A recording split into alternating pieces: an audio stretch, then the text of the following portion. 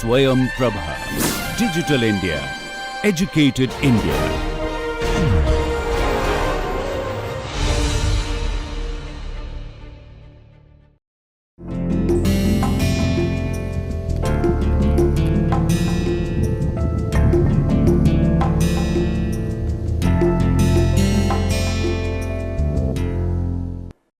Welcome to another interesting class of diffusion in multi-component solids. In today's class, we will see some of the features of concentration profiles that develop in a diffusion couple. We will look into both binary and multi-component diffusion couples. Diffusion couple is a very important concept for this class. Throughout this class, we will use diffusion couples for various purposes, particularly for determination of interdiffusion coefficients and to see how the concentration profiles evolve in different types of infinite boundary conditions. So, it is important to go over some of the features of concentration profiles which are developed in infinite solid-solid diffusion couples. We have already derived the solutions to diffusion equation with the boundary conditions as applicable for infinite diffusion couples. Today, we will see how the concentration profiles evolve and what are different features. So, first we will look into diffusion profiles in a binary diffusion couple. So, the concentration at any position x, let us call it C A, concentration of component A at x and t is given by C A plus, which is the concentration of the right side terminal alloy, plus C A minus, which is the concentration of the left side terminal alloy, minus C A plus divided by 2 times 1 minus error function x over 2 root d tilde t. So, we are considering interdiffusion here, and the interdiffusion coefficient is usually denoted by this symbol tilde on top of d. So, d tilde is the binary interdiffusion coefficient of the system that we are considering here. So, we have derived this equation and it has an error function type of solution, and this is the kind of profiles that develop in a diffusion couple, right. So, if you see, this blue curve is the concentration profile of component A and the other curve is the concentration profile of component B. So, this hypothetical diffusion couple was formed by placing an alloy with 80% of A and 20% of B in atom percent on left side and 90% of B and 10% of A on the right side. As you can see, the first obvious feature of these concentration profiles are each concentration profile shows an inverted symmetry. To explain this further, if I consider the particular profile of component A here, and this is the initial contact plane at x equal to 0. If I flip the concentration profile on the left side of this plane and repeat it on the other side, I get the entire concentration profile, right. That is the inverted symmetry. Of course, we have to rescale our concentration axis. So, in this case, to get this inverted symmetry, I have to make C A plus equal to 0, and you can see between C A minus and C A plus this symmetry can be seen, and it is obvious from the kind of solution that we get for constant interdiffusion coefficients. Okay. Remember, first we are considering the case of constant interdiffusion coefficient, and throughout class today for different concentration profiles I will show, we will also assume that the molar volume V m is constant. Towards the end of the class, we will see what happens if V m varies with composition. Okay. So, the first feature is that each individual profile shows inverted symmetry when interdiffusion coefficient is constant. The second feature you can see, we get same diffusion depths on both sides for any particular component. So, for example, if we see component B, on the left side it has penetrated about 35 micron, on the right side also it has penetrated about 35 micron. Moreover, the diffusion depths of both the components are same in a binary diffusion couple on both the sides. And the reason for this is, we know that we have n minus 1 independent fluxes in an n component system, if we consider the volume fixed frame of reference. So, this interdiffusion coefficient d tilde is in the volume fixed frame of reference, and so we have only one independent flux in a binary system, right, which means for constant molar volume, summation of J 1 tilde and J 2 tilde is 0. So, from this equation it should be clear that if the flux of a particular component, whenever it goes to 0 in a particular terminal alloy, the flux of other component should also go to 0. So, both the components should show the same diffusion depths. Then typically for binary diffusion, there is only one interdiffusion coefficient which characterizes the diffusion behavior of both the components, and this binary interdiffusion coefficient should have a positive value, which means we will not expect any maxima or minima on any of the concentration profiles, which means there would be no uphill diffusion observed in a binary diffusion couple. Now, what happens if I change the interdiffusion coefficients? So, on the right side here I have shown the binary diffusion profile, and now I have taken the value of d tilde to be 4 times the one I used for previous profiles. So, for the first profile we used d tilde equal to 1 times 10 to power minus 15 meter square per second, and this hypothetical diffusion couple was annealed for 48 hours. The second hypothetical diffusion couple, the same couple essentially, but I am now using interdiffusion coefficient as 4 times 10 to power minus 15 meter square per second, and it is annealed for the same time, that is 48 hours. Immediately you can see the diffusion depths have increased.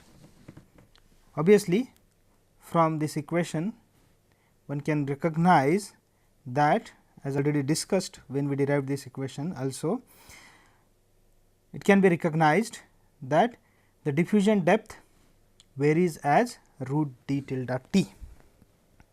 So, obviously, what it means is, if I increase the interdiffusion coefficient by 4 times, the diffusion depth should be doubled, which can be seen if we compare the two profiles here. In the first profile, the total diffusion depth was about 35 plus 35 on both sides, will be about 70 microns. In the second case, the total diffusion depth 70 plus 70 is about 140 microns. If I increase the diffusion coefficient to 4 times, the diffusion depths would be doubled. So, this was the binary diffusion profiles when the interdiffusion coefficient was constant. Now, for constant d tilde value, we can directly use the expression for concentration profiles, which was error function type of expression, which we derived for the infinite boundary conditions. But when d tilde varies with composition, we cannot solve the diffusion equation straight away or analytically. So, but we can solve the diffusion equation numerically with varying d tilde. So, in this slide I am comparing two couples. On the left side I have the same hypothetical diffusion couple with constant value of d tilde equal to 10 to power minus 15 meter square per second.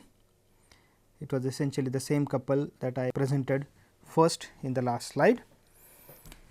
And the second, on the right side, these are the diffusion profiles developed in a binary diffusion couple in which the interdiffusion coefficient varies with composition. And how much it is varying? In the left terminal alloy, the diffusion coefficient is 4.1 times 10 to power minus 14 meter square per second, it varies with composition, and in the right terminal alloy it has the value of 1.2 times 10 to power minus 14 meter square per second. Now, the difference between the two type of profiles when d tilde is constant as against when d tilde is varying is obvious. The first, if we see, the individual profiles do not show any kind of symmetry, which is obvious because d tilde is varying with composition. Also, the diffusion depths are not same on both the side. In the left terminal alloy, the interdiffusivity values are higher than the right terminal alloy, and so we will see the diffusion depth is more in the left terminal alloy than in the right terminal alloy, which is also evident from the slopes of the concentration profiles. We can see the gradient in the concentration is shallower in the left terminal alloy and it is much steeper on the right terminal alloy. Then again, since we only have one independent interdiffusion flux in volume fixed frame, and when V m is constant, we have J 1 tilde plus J 2 tilde equal to 0. And so, on any side both the diffusing species should show the same penetration depth or same diffusion depth. These diffusion depths are different on either side, but on any given side the two components should show the same diffusion depth. Again, no peaks are observed because we have a single diffusivity characterizing the diffusion behavior of both the components, and we have only one independent component and one independent interdiffusion flux. Now, this was about the binary diffusion profiles. Let us see the nature of ternary diffusion profiles. Now, when I say ternary or a 3 component system, I have 2 independent interdiffusion fluxes. So, based on Onsager's formalism of Fick's law, I can write J 1 tilde equal to minus d 1 1 tilde 3 dou C 1 by dou x minus d 1 2 tilde 3 dou C 2 by dou x, and J 2 tilde equal to minus d 2 1 tilde 3 dou C 1 by dou x minus d 2 2 tilde 3 dou C 2 by dou x. So, I have to define 4 interdiffusion coefficients for a ternary system: d 1 1 tilde 3, d 1 2 tilde 3, d 2 1 tilde 3, d 2 2 tilde 3. The superscript 3 here denotes that component 3 is being treated as the dependent component. Components 1 and 2 are the independent component. So, the flux of each component 1 and 2 is expressed in terms of the concentration gradients dou C 1 by dou x and dou C 2 by dou x. These are the concentration profiles of the 3 components developed in a hypothetical ternary diffusion couple, which was assembled between 2 terminal alloys. On the left side, the alloy had 10% of component 1, 42% of component 2, 48% of component 3. On the right side, the alloy had 42% of component 2 and 58% of component 3. Components 1 and 2 are being treated as independent components here, and component 3 is treated as the dependent component. Again, this simulation was done for constant set of interdiffusion coefficient and assumption of constant molar volume. Because of the constancy of interdiffusion coefficient, again we can see each individual profile shows inverted symmetry. Then the diffusion depths should also be same on both the side for any individual component.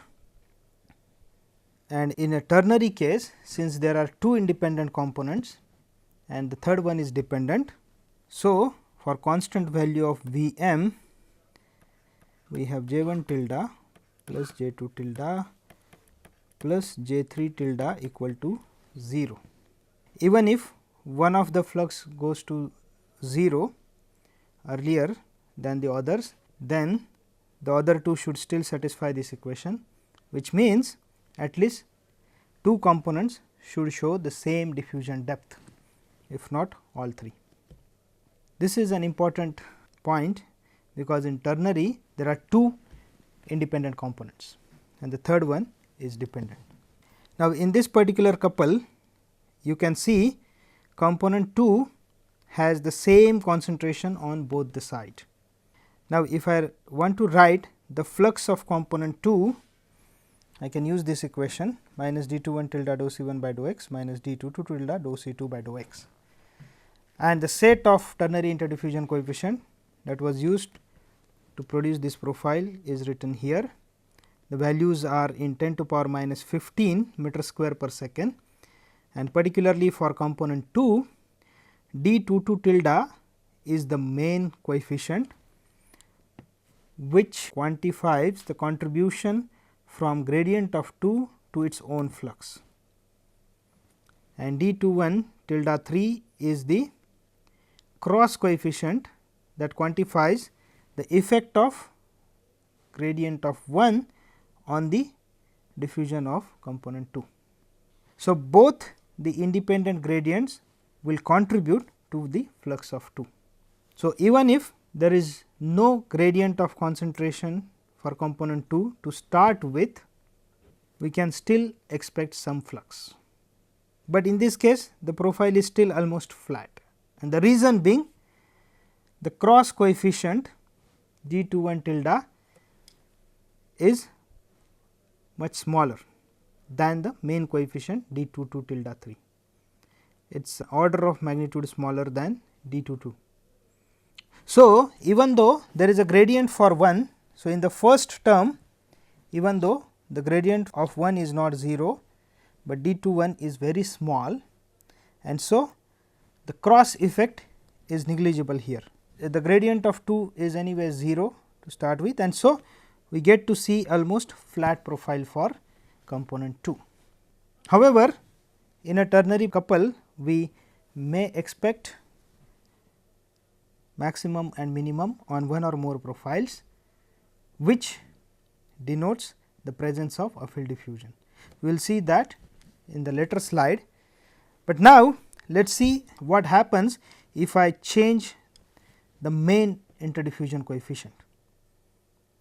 So, in this matrix now, if I increase the interdiffusion coefficient of 1, so now I am keeping the 3 components of the matrix same, but I am increasing d 11 tilde 3, and we can see the diffusion depth of component 1 has increased. Right. In the first couple, where d 11 tilde 3 was 4.5 times 10 to power minus 15 meter square per second, the diffusion depth was about minus 70 to plus 70, about 140 micron.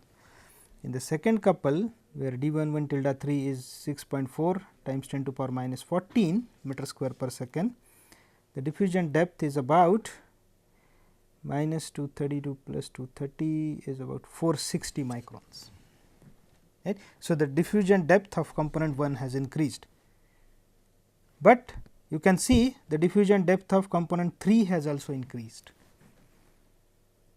and the reason being, as I explained earlier, we have to satisfy this condition sigma j I tilde equal to 0, and since j 2 tilde is almost 0 throughout the diffusion profile, j 1 tilde has to be equal to minus j 2 tilde. So, component 3, which is the dependent component here, responds to the changes in concentration of component 1, and so the diffusion depth of component 3 has also increased. Okay, let us see the effect of cross terms, or how diffusional interactions work in a multi-component system, or how diffusional interactions are important in a multi-component system. On this slide, I am comparing two cases of the same diffusion couple, or the diffusion couple formed with the same two terminal alloys as described in the first previous slide. Now, here what I have done is I have changed the cross coefficients.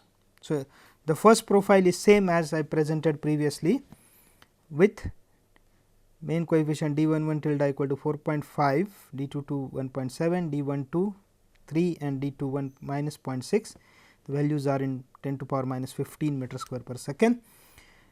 For the second case, I kept the main coefficient same, but increased the cross coefficient d tilde to 1 to minus 4 times 10 to power minus 15 meter square per second.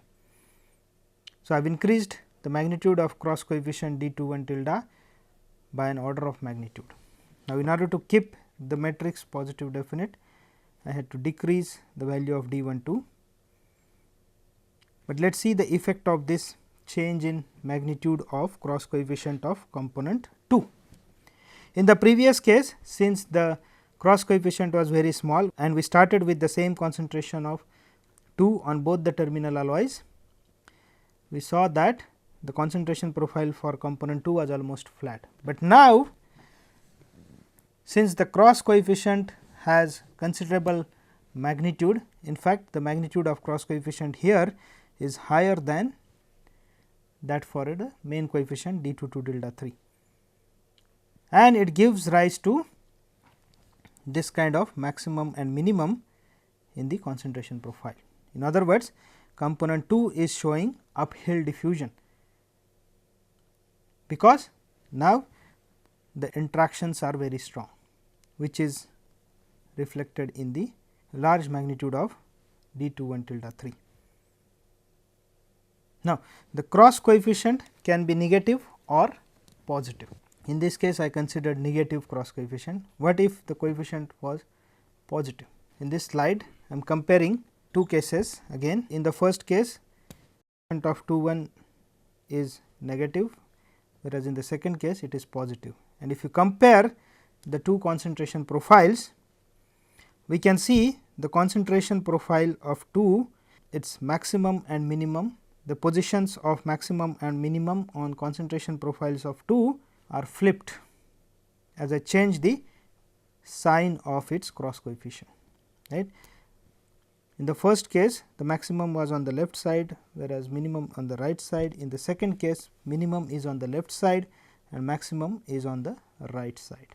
Now, it has also affected the concentration profile of component 3, right, because not all concentration gradients are independent. So, we can write dou C 1 by dou x for constant molar volume plus dou C 2 by dou x plus dou C 3 by dou x equal to 0. So, if I am treating 1 and 2 as independent component, 3 is the dependent component. So, if the gradient of 2 changes, and you can see there is not much change in the concentration profile of component 1. So, the concentration profile of dependent component 3 also has to change in order to satisfy this equation. So, this is how the diffusional interactions can give very interesting concentration profiles, and these diffusional interactions are quantified in terms of the cross coefficients. Now, let us see what these negative and positive signs mean. Right. So, for example, if I write the equation for component 2,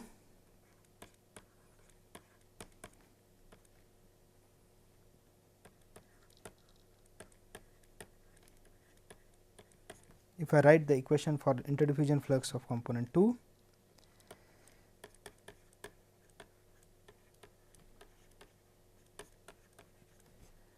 now we can see the contribution is from both the main term, which is this d 2 2 times dou C 2 by dou x, and the cross term d 2 1 times dou C 1 by dou x. Now, let us suppose d 2 2 is positive and the concentration gradient to start with is negative.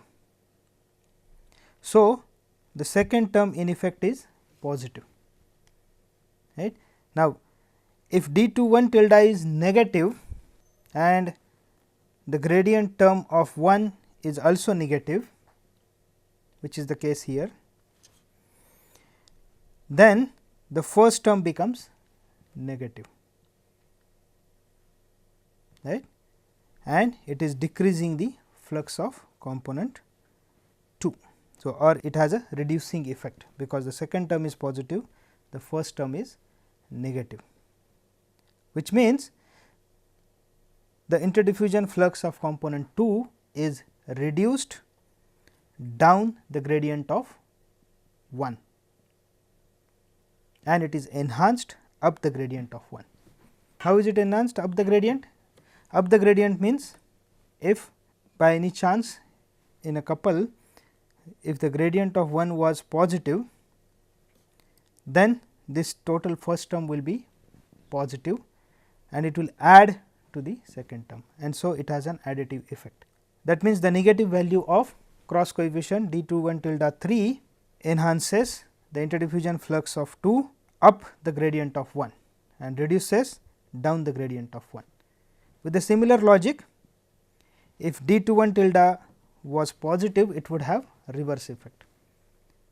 The positive value of cross coefficient d21 tilde 3 means the interdiffusion flux of 2 is enhanced down the gradient of 1 and reduced up the gradient of 1. Okay. So, this is how the diffusional interaction can affect the concentration profiles in a multi-component system. Now, let us look into some of the real multi-component concentration profiles. I will give you a couple of examples. The first one is an iron nickel aluminum ternary diffusion couple taken from this reference here by Dayananda and so on. Profiles are plotted by extracting the data from this reference.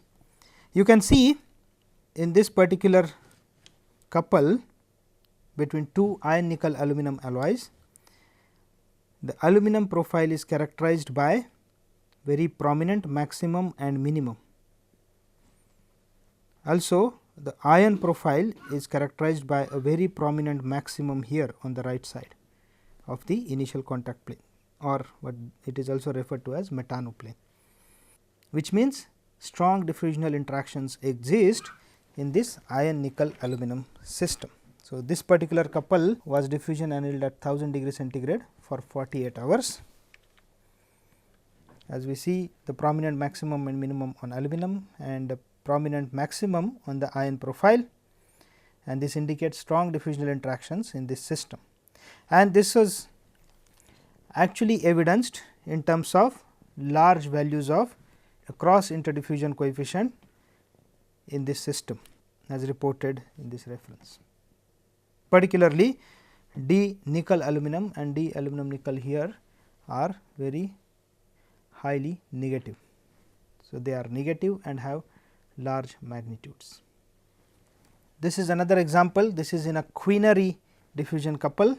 In fact, two diffusion couples I am showing again from this reference recently published in JMR. The first couple was assembled between a quinary alloy. Quinary means 5 component system. On the left side we have 40 iron, 23 nickel, 17 cobalt, 23 chrome, 23 manganese.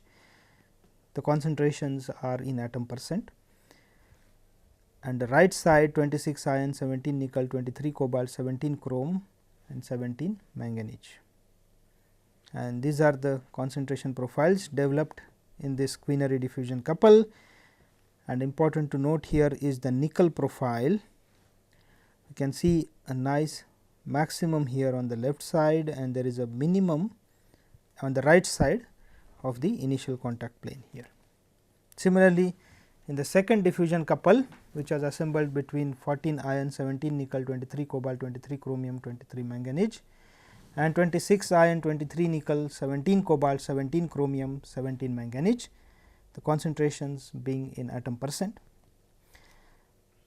On cobalt profile, we can see a maximum and minimum here, and this indicates the presence of strong diffusional interactions in this system.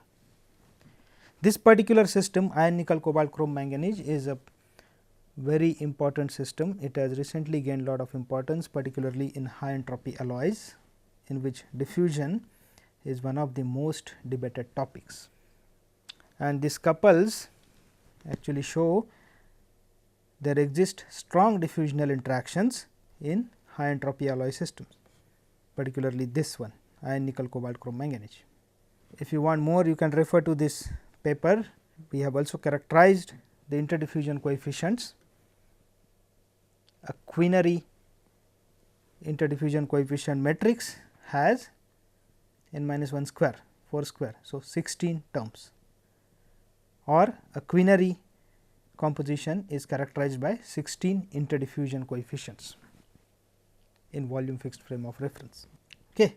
So, these are some of the examples of multi-component diffusion couples and the concentration profiles developed in these couples.